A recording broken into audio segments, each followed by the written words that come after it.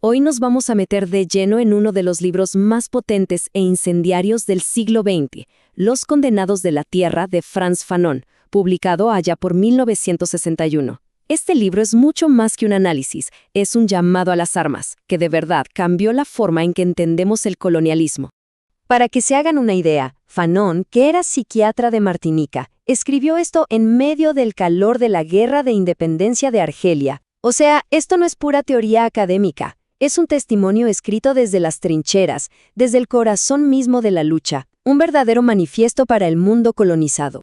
Y para empezar, el mismísimo Jean-Paul Sartre escribió el prefacio. Y con estas palabras nos lanza una advertencia clarísima.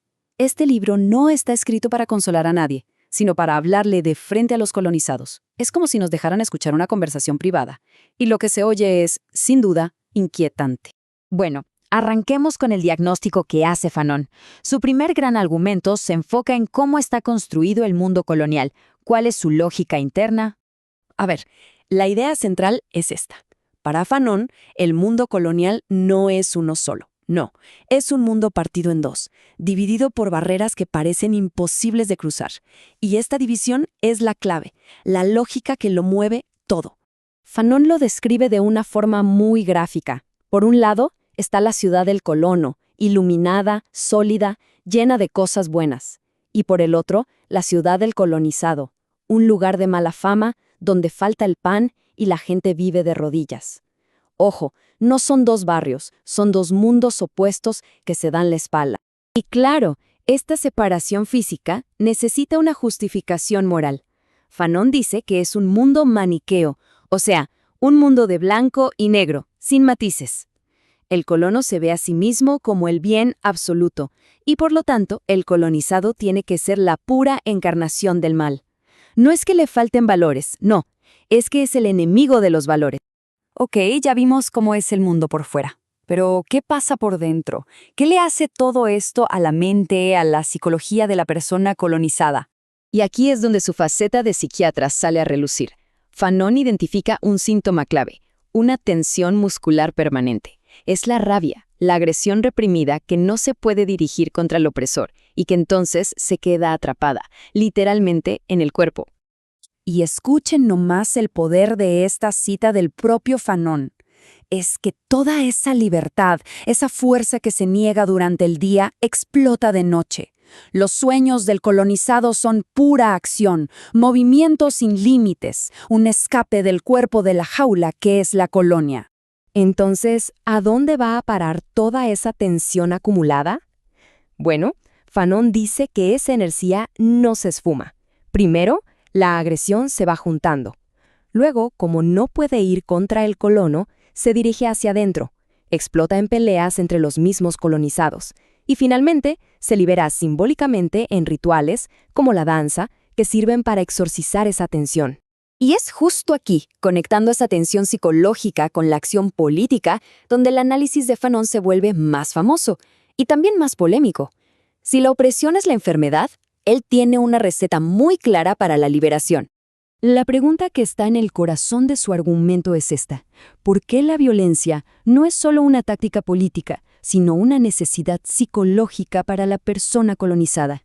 La respuesta de Fanon es contundente. Él dice que la descolonización no es una transición amable, no es un traspaso pacífico de poder.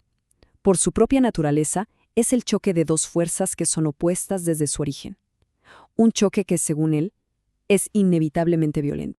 La lógica es la siguiente. El mundo colonial se construyó y se mantuvo a punta de violencia, con el policía y el soldado como sus principales agentes. Por lo tanto, razona Fanon, ese mundo no se va a desmantelar con palabras. Solo puede ser destruido por una fuerza igual o mayor a la que lo creó.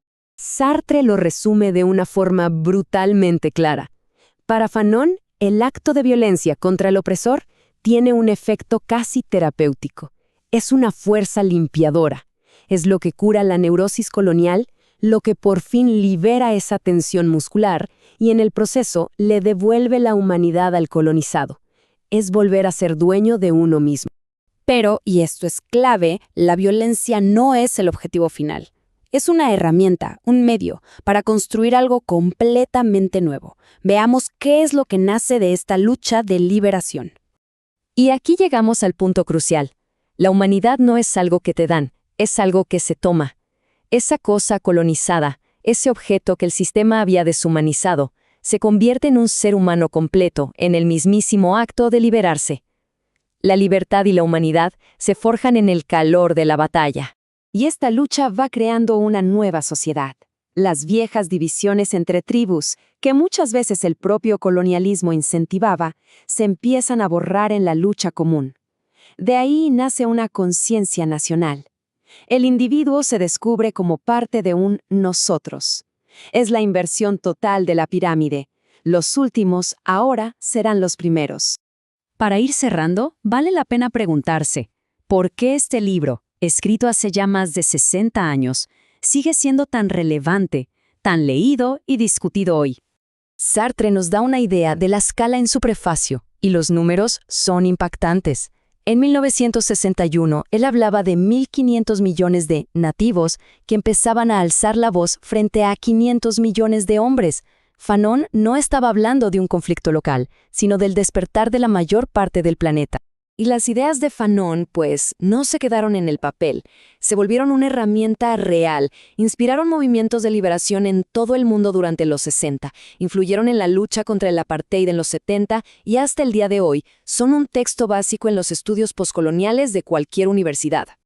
Y así, nos queda una pregunta final flotando en el aire. Más allá de su contexto histórico, ¿de qué manera nos desafían hoy las ideas de Fanon sobre el poder, sobre la psicología de la opresión y la naturaleza de la liberación, para entender mejor los conflictos y las desigualdades de nuestro propio mundo?